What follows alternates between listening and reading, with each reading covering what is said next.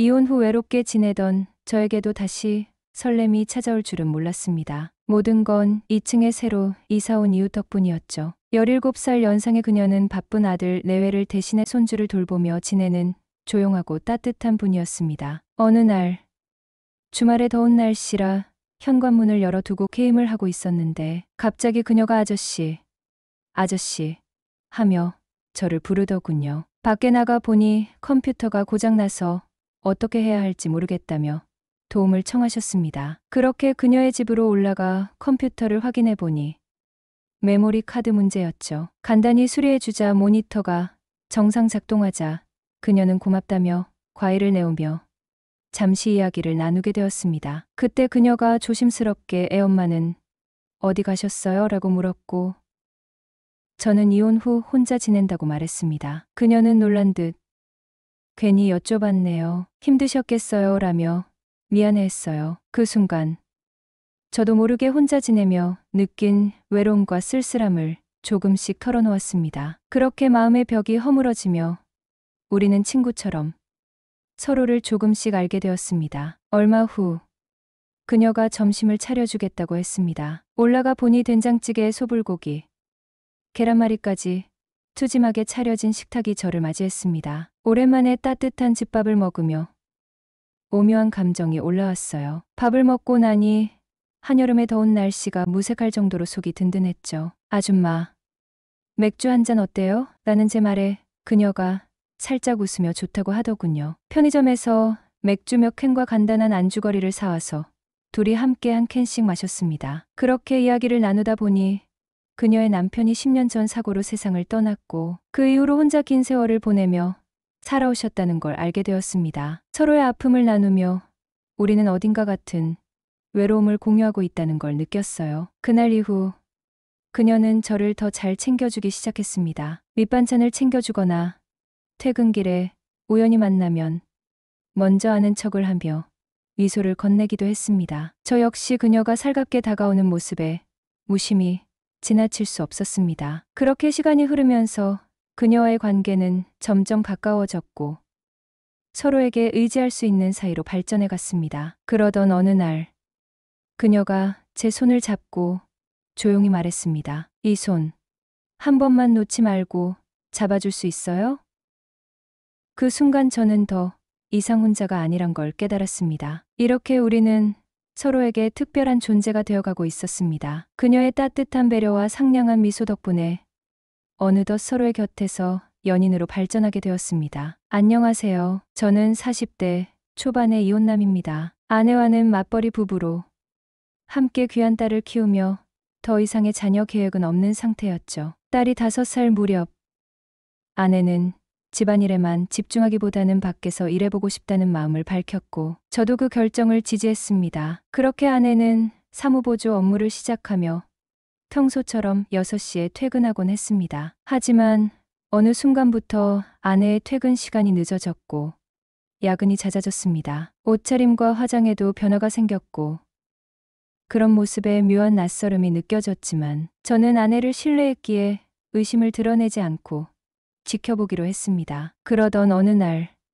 아내가 또 야근을 한다는 말을 듣고 궁금증을 참지 못한 채 아내의 회사 근처로 갔습니다. 만일 진짜 야근이라면 아무 일도 아닐 테고 그렇지 않다면 그때 확인해 볼 생각이었습니다. 처음에는 정문에서 기다렸지만 아내는 나오지 않았고 그때 지하주차장을 통해 나가고 있을지도 모른다는 생각이 들었습니다. 다음 야근날이 왔고 저는 평소처럼 아무 말 없이 아내의 말을 믿는 척하며 그저 조용히 지켜보기로 했습니다. 이번에는 정문이 아닌 지하주차장에서 기다렸습니다. 저녁 무렵이 되자 퇴근하는 사람들로 붐비기 시작했지만 아내는 나오지 않았습니다. 시간이 지나면서 혹시 정말로 야근인가 싶어 마음을 다잡고 돌아가려던 그때 아내가 평소 보지 못했던 옷차림으로 나타났습니다. 그리고 옆에는 회사 동료가 아닌 낯선 남자가 있었습니다. 그 남자의 차에 조수석으로 올라타는 아내를 보는 순간 가슴 속에 묵직한 감정이 솟아올랐습니다. 저는 차에 올라타 그들이 가는 방향을 따라가며 멍하니 그 뒷모습을 응시했습니다. 머릿속에서는 수많은 생각이 교차했습니다. 이게 정말 내가 알고 있는 아내가 맞나? 라는 생각과 함께 혹시나 잘못 본 게 아닐까 하는 희망도 잠깐 들었지만 그건 착각일 뿐이라는 걸 잘 알았습니다. 그들이 도착한 곳은 회사 근처의 한 숙박업소였어요. 두 사람은 아무 거리낌 없이 건물 안으로 들어섰고 저는 마침내 진실을 눈으로 확인하게 되었습니다. 충격과 분노가 뒤섞인 채 차에서 내려 발걸음을 옮겼습니다. 입구로 들어서자 저 역시 몸이 떨렸고 온 신경이 예민하게 곤두섰습니다. 복도를 지나 방 앞에 서자 두드리는 손이 떨렸지만 멈출 수 없었습니다. 문이 열리고 아내와 그 남자와 마주한 순간 아내는 그야말로 얼어붙은 듯한 표정을 지었습니다. 눈이 커지며 숨이 막히는 듯한 모습으로 절 마주 보더니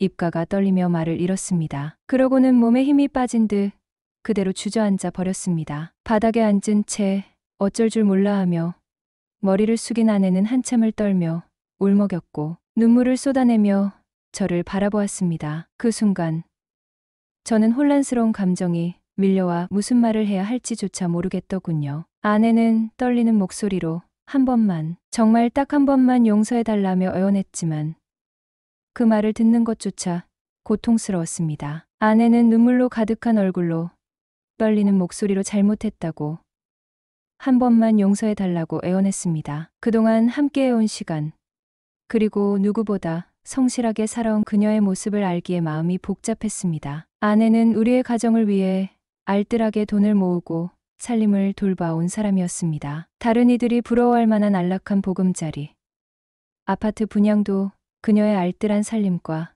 재테크 덕분이었죠. 아내는 실수였다며 다시는 이런 일이 없을 거라고 앞으로는 가족에게만 온전히 충실하겠다고 말했습니다. 그 눈물 어린 고백에 저도 그동안의 정과 그녀가 보여준 헌신을 떠올리지 않을 수 없었습니다. 결국 아내의 간절한 마음을 믿어보기로 했습니다. 우리 가정을 지키고자 하는 진심이 느껴졌기에 이 실수를 넘어서 다시 가족으로서의 일상을 이어가기로 한 겁니다. 그렇게 용서를 결심하며 마음을 다잡은 지 1년이 지나 우리는 예전처럼 지내는 듯했습니다. 그런데 어느 날 아내의 가방에서 낯선 벨소리가 울리기 시작했고 아내는 다급히 움직였습니다. 저는 그 모습을 보고 물었고 아내는 일할 때 쓰려고 새로 휴대폰을 맞췄다는 어설픈 변명을 했습니다. 하지만 원래 쓰던 휴대폰도 그대로 가방에 있었고 상황은 점점 의심스러워졌습니다. 새로 맞춘 휴대폰의 부재중 번호로 전화를 걸었고 상대가 전화를 받으며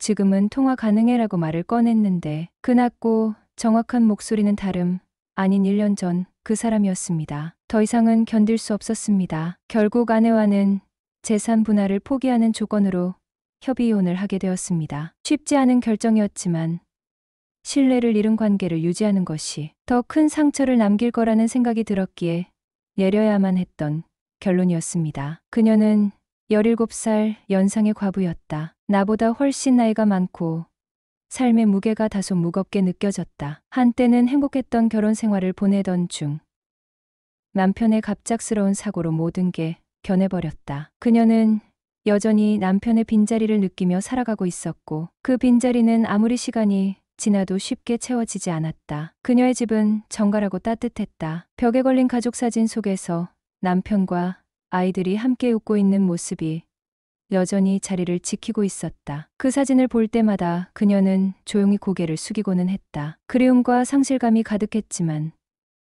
그녀는 늘 강한 모습으로 내게 다가왔다. 아이들에 대한 책임감이 컸고 혼자서 그 모든 것을 감당해야만 했다. 처음 만났을 때 그녀는 내게 웃으면서 인사를 했지만 그 안에 숨어있는 고독함과 아픔이 쉽게 느껴졌다. 단지 몇 마디의 대화를 나누고 지나가면서도 나는 그녀의 눈빛에서 그 상실감을 읽을 수 있었다. 하루하루를 지나는 것이 고통스럽다고 말하지 않았지만 그 표정과 목소리에서 다 전해졌다. 그럼에도 불구하고 그녀는 나를 대할 때 늘 차분하고 성숙한 태도를 보였다. 자신이 처한 상황에 대해 불평하기보다는 오히려 더 나은 삶을 살아야 한다는 책임감으로 버텼다. 이혼 후 혼자 살고 있다는 말을 처음 꺼냈을 때 그녀는 그 말에 조금 놀란 듯한 표정을 지었습니다. 아마도 나이가 들어서 그런지 누군가와 함께